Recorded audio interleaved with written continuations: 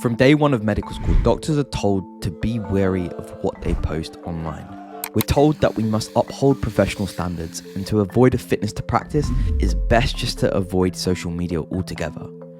But creating accurate educational health information that has the potential to reach millions of people on platforms like YouTube, Instagram, TikTok is becoming a new public health service that should start being encouraged. Dr Azmain has built close to 500,000 followers doing exactly this. He shares his top tips on how doctors can go viral and includes some learnings from YouTube's biggest creator, MrBeast. In terms of short form videos, the problem I find is there's an emphasis on focusing on sensationalized hooks and following the trends, whereas long form content is all about providing quality. Yeah. And that aspect of chasing virality doesn't sit quite right with me when it comes to health information. So what's your perspective on that? I'll be honest, I don't think it sits right with any of us. That's one of the key questions that we constantly raise in our health creators community is like, how do you make these videos and get them out there when there is so much content on these platforms? I think the key is the content and making sure it's high value, high quality, evidence-based research. Without that as a grounded base, you cannot build on top of that. If you are going to try and hook your audience in for that health content, it might be a really subverting expectations type hook, or something that's really going to make them say, wait, what? And sometimes that might be proving that statement wrong, or sometimes it might be coming at it from a completely different perspective.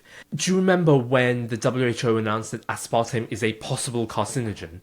So I made a video. I started by saying, does aspartame really cause cancer? And I'm like, you immediately hook onto that.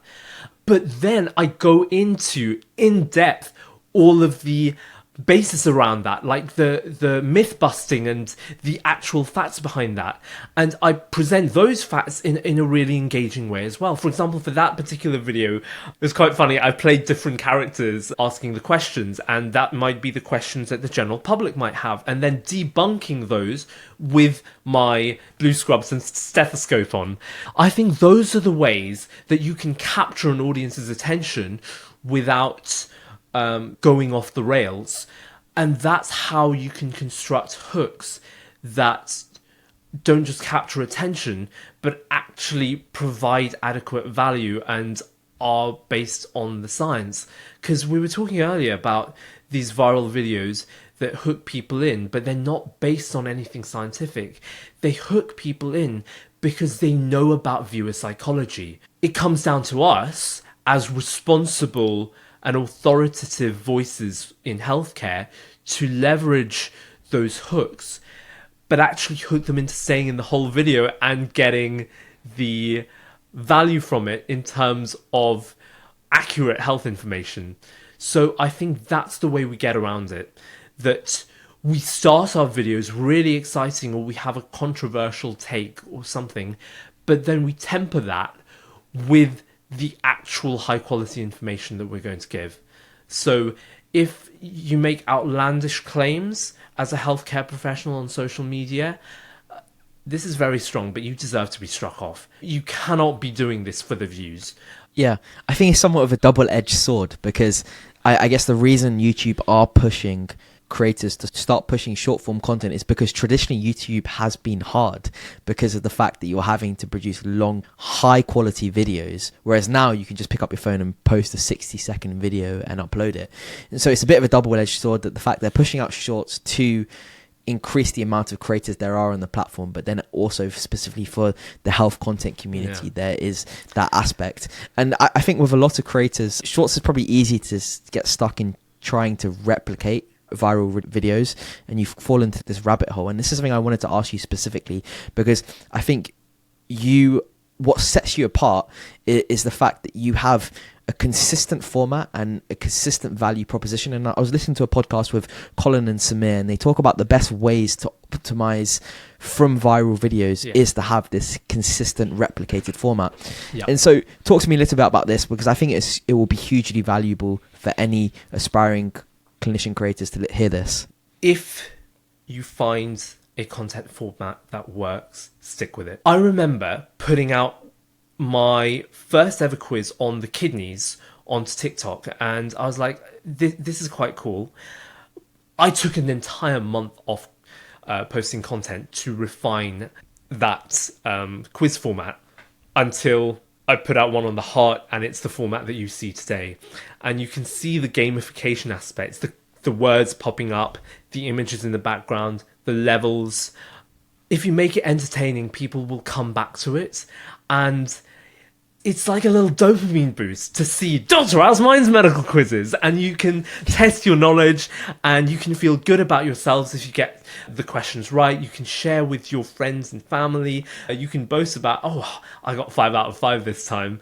So that format, I just felt that it really works.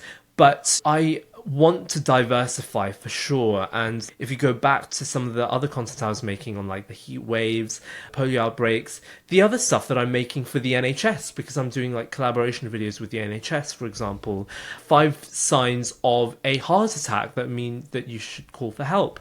I have a particular format for that. It's me talking to camera, but with kind of fade-ins and transitions with B-roll footage and the text popping up in the middle. And we know that's a content format that works. We know that viral short-form content looks like this, and so we can use the same kind of format for our health videos. If it ain't broke, don't fix it. So you can just modify these formats to fit health content. And that's why I love watching people like MrBeast or Ryan Trahan and Ali Abdaal, people in all sorts of niches, to find out what is it about their content that keeps people watching and how can I use that for my own health content. I made a video reacting to MrBeast, and that video I made in the style of MrBeast. So that was really a really fun experiment. I made a documentary style video on the world's most expensive drug, and I remember I spent 14 months working on that thumbnail. It took me 14 days to properly script, film, record, edit. It was a lot of work, but it was so worth it because I know that I want to get into these documentary style videos. And coming back to formats, the medical quiz format is a great one. Reacting to news topics is a great one. Reacting to videos off TikTok and either debunking them or explaining them is a great one. If you do podcasts, health-related podcasts, podcast clips is a great one. And then some of the other, like, actual content wise, I want to make some on like the dark history of medicine, like kind of disasters that happened in medicine that we can really learn from in the future. So I really want to create content that's valuable for everyone. There is obviously merit to niching down, but it depends on the audience you're trying to reach. If you niche down too much, you might not reach the broad enough audience that your health content actually is aiming to reach. So I think having that broad content, seeing on Google Trends, for example, what people are searching for at the time. Are people searching about this new drug being licensed or repurposed to prevent breast cancer? Are people searching about that? Is that a good video for me to make?